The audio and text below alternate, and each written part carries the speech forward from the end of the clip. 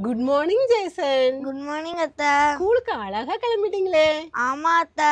ஸ்கூலுக்கு போறதுக்கு முன்னாடி இன்னைக்குள்ள ஆத்திச்சூடி ஈவது விளக்கேல், அதுக்குரிய விளக்கத்தை சொல்லிட்டு போறியா? ஈவதுன்னா உதவி செய்யறது, விளக்கேல்னா நம்ம அடுத்தவங்களுக்கு உதவி செய்யறத தடுக்கிறது. ஈவது விளக்கேல்னா எனக்கு ஒரு புரிஞ்சிச்சு.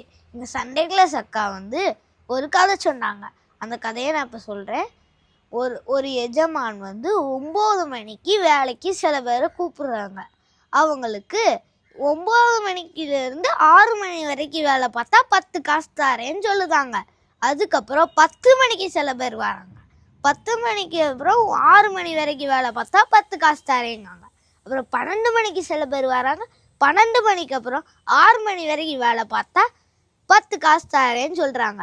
அதுமாரி 3 மணிக்கு வராங்க. 3 மணிக்கு அப்புறம் 6 மணி வரைக்கும் வேலை பார்த்தா 10 காசு தாரேங்காங்க. 6 மணி வந்துருச்சு. 6 மணிக்கு அப்புறம் வேலை பார்த்தவங்களுக்கு சம்பளம் தரும்போது எல்லாத்துக்கும் 10 காசு தராங்க. அப்போது 9 மணிக்கு வந்தவன் எதுக்கு 3 மணிக்கு தானே வந்தான், இவனுக்கு எதுக்கு 10 காசு தரீங்கன்னு கேட்டாங்க. அதுக்கு என் காசு நான் தர்றேன், உனக்கு என்ன வந்துச்சு, நீ தடுக்காதன்னு சொன்னாங்களாம். இதுதான் நான் புரிஞ்சுக்கிட்டேன்.